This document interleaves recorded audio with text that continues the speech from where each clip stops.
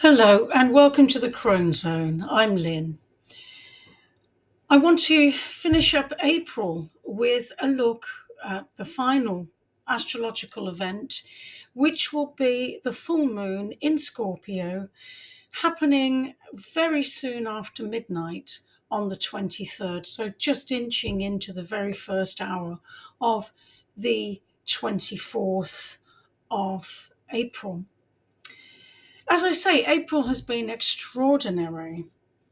There's been so much that's been going on with the eclipses. There have been starting pistols going off all over the place. The biggest planetary conjunction of the year for sure, with the Jupiter Uranus conjunction just back on the 20th. So it's been incredibly eventful. And I think it's left some of us, like myself, feeling a little punch drunk with it all, a little battered by all of the energies that have been going on. And if anything, I think things are just getting louder and noisier. And the airwaves seem to be full of chatter at the moment. And I think that a lot of this can take us out of our equilibrium, push us into our heads and out of our hearts, and lead us actually to neglect our deepest aspects of welfare, which I suppose is a message that I'd like to get through in this video. So I'm feeling a call here for self-nurturing to enable a better transit through these times. That's not to say in any sense closing down. I think we have to remain open, but we also have to remain balanced and we have to remain centered, not blown hither and thither by events, bigger than we are and beyond our control. So I think there is a call to self-care, the better to negotiate these transitions, these huge changes. And I think as well that there's a big call for simplicity. Situations can and indeed are perhaps very complex, but I think within them there is a simple truth. So there are simple truths there, which can be our sanctuary and which we can embed in and stabilize in. So I'd like to discuss those. But first off, let's talk about this moon. The moon is going to be full in the sign of Scorpio. Scorpio is quite a profound sign. It's one of extremes. um, the Scorpio moon is symbolic of the ancient feminine. We could see it as, if you like, the feminine psyche in many ways. It's a highly intuitive moon. It can be deeply spiritual and compassionate. However, it comes with a warning. It is a moon that will speak its truth. It is a moon that takes no prisoners. And at its most severe, it can be a lacerating and quite vengeful moon. Those are the lower aspects of it, but we need to be aware of those because in our world we have a way of resonating with the lower aspects of things, perhaps too often when we could be going for the higher. So that's one to keep on the back burner there, that this can be a vindictive moon if taken in its lower functions.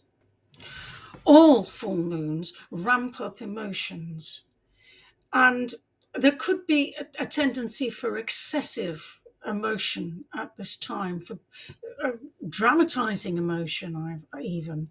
That's possible.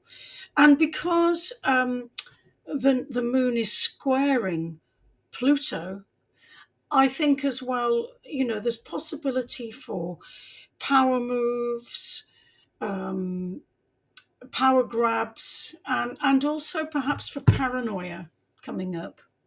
But those are lower manifestations, and by no means the only ones that we can choose to manifest here. There's another signature with this moon that I'd like to discuss.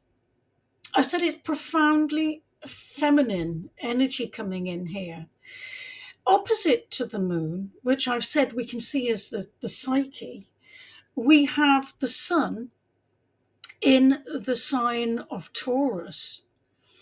And this speaks very much to me to the embodied feminine, to the embodied feminine of nature. So I think we have the access here, the psyche and the embodied element of the feminine. All water signs, like Scorpio, are concerned with water, not surprisingly. And in many ways, we can see this moon as a great flushing out.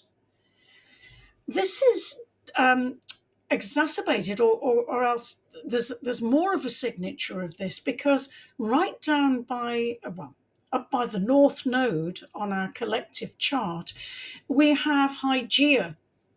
And Hygeia, the asteroid Hygeia, is again to do with a purification. And we also have planets lined up. We have Saturn, Mars, and Neptune in the sign of Pisces, also a water sign. So I think it's no surprise at the moment that we've been seeing some rather severe flooding in places like China, and also that we're seeing in England the most horrendous pollution to our waterways, our streams, our rivers, and our shores are absolutely polluted with our own waste. And this strikes me as a metaphor for the state of being. This is what we're doing to our beautiful natural world. You know, we are polluting it as a species. This is what we're about, what we have been about. And I think this moon is this flushing out of the toxins, if you like, that have to go to release us to the next stage. But there's a lot of symbolism of excrement in the mix, and also of flooding and turbulence with the waters of the world. I don't think it'll come as any surprise that when I was drawing tarot for this moon, I drew 4 cards. This was one of them, which is a card of conflict, strife, squabbles, and also lack of focus. And I think we need to be careful of that. You know, we're not quite sure yet what it is what we should be focusing on, because the future is unfolding before us, and there are many opportunities there we can't even imagine. But I think we can stop this business, which is, you know, going on in the world, and which we recognize all too much. 2 other cards that I got, which they made me smile, because I shuffled, I cut the deck, I reshuffled, I cut the deck again, and I ended up getting cards that have popped up, I think, in every reading I've done over the past 4 readings. So the 8 of Cups. Again, you know, leaving the comfort zone. Yes, that message just keeps coming up. You know, we have to go to higher ground. This is because we're searching for something more, something better. We're evolving, and that can be uncomfortable. There will be a feeling of discomfort about it. Okay, so that has come up so much lately. And then the other card that came up was the Wheel of Fortune, the great card of change, of planet Jupiter. And I'm interested as well because it has the 4 fixed signs of the zodiac in the corners of the card there. And this moon, it forms a fixed T-square. So we have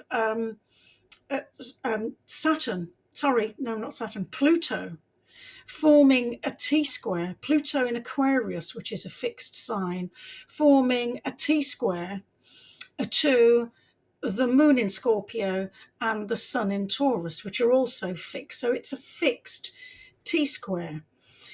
I think that's because we're trying, reaching a phase where we're trying to solidify more. We're trying to embed more of the energies that are around. I think but also it makes things they can become a little intractable. I think that's the way to put it. So that Pluto, which I just discussed, squaring the full moon and the sun, um, demands evolution, demands transformation of us. Um, and looking at the chart, there are also areas where I see great hope, and one of them relates to this card, which is the final card that I drew, the Knight of Wands. So let me explain exactly how I think this card ties in. Well, I've already mentioned that the planet Mars is in Pisces at the moment, and it's close to Saturn and also to Neptune. Now, Neptune and Saturn together, one of the signatures that they can have is making the spiritual tangible, making it, bringing it to earth, bringing it down, grounding it. So the spiritual dimensions of Neptune can be grounded through Saturn. This can be in things like spiritual disciplines like meditation and practices of those sorts.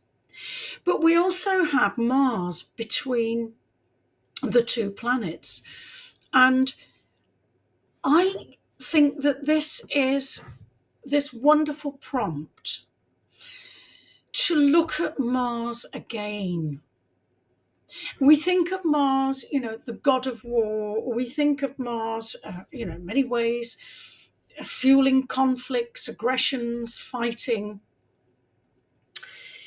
But is that the only expression of Mars? The expression that we're getting here seems to be of the spiritual warrior. And it seems to me that whilst we have the divine feminine between the sun and the moon, we also have this call for a new masculine, for the divine masculine to be present. Now, surely this is as absent or as only partially present in our world as the divine feminine. We need both energies. So perhaps this is an opportunity to rebirth and realign a new kind of masculinity. And just to underline that, we have Mercury, Chiron, and Venus all in Aries still. So we have a load of planets still lined up. And the North Node, of course, in Aries. So there's this big focus on this masculine energy. But it seems to be an upgrade into a different iteration of it, into a different expression of it, which we so desperately need. And I think that the hope is there, and I think that opportunity is there. And so it strikes me that we have this feminine axis here, and then also this possibility of rebirthing a different sort of male energy, and certainly this possibility of the spiritual warrior, of the fighting for those values and those essential core spiritual qualities that are so important, and also providing in many ways building structures within which they can be housed and maintained. So here's to rebirthing a new masculinity. And let's just touch again on the divine feminine, the goddess energy. That may be woefully missing from our societal structures and from human consciousness sufficiently anyway.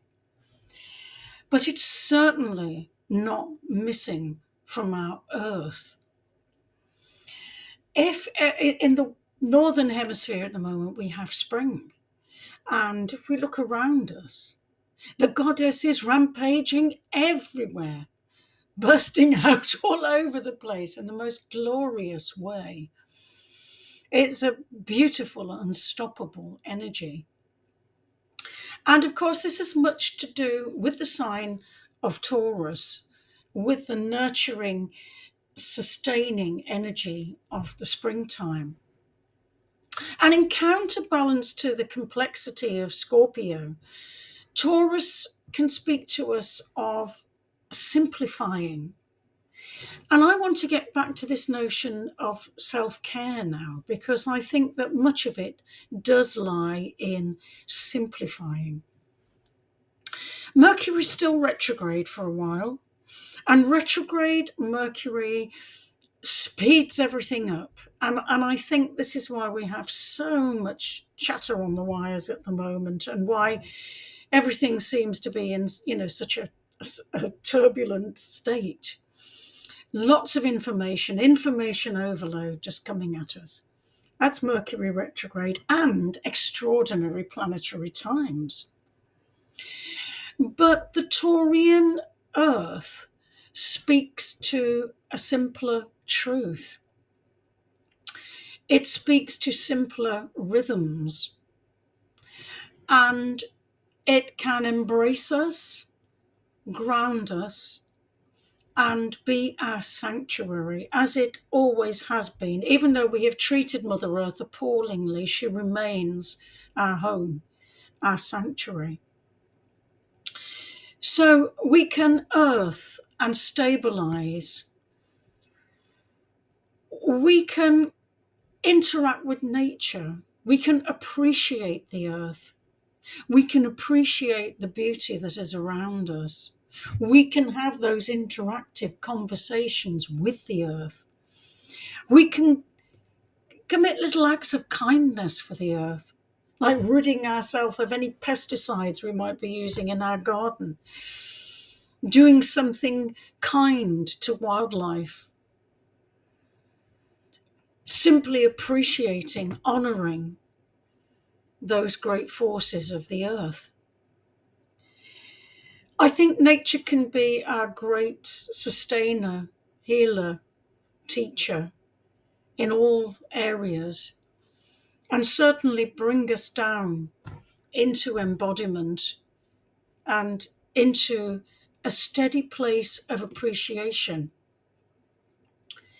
Can also bring us huge joy, and also remind us of the needs of the body, those needs for sleep, for good nutrition, for peace, for contemplation, for quiet time. All of those things which keep us grounded and sane. And from those things and our experience of those things, we can tap into feelings of joy, of connectedness, of oneness, and of gratitude. And those are very sustaining, higher energies. And they're precisely the energies that we need on our planet now. We may not know how the future unfolds. I think it's impossible for us to know for sure, to foresee it all.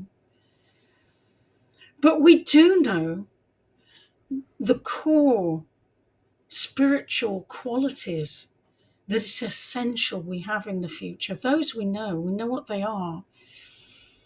And I'd say that actually that's all very simple. I think Spirit makes it very simple. It just isn't easy. The two things are different. But I think we do have to think of this notion of self-care, of keeping balance, of, as I've said in previous videos, not being chicken licking, running around with the sky falling in, but finding that quietude, finding those still places within us, tapping in to those very old earth energies, being with them, both supporting them and having them support us, reconnecting. I think that's going to be essential to make it through. I really do.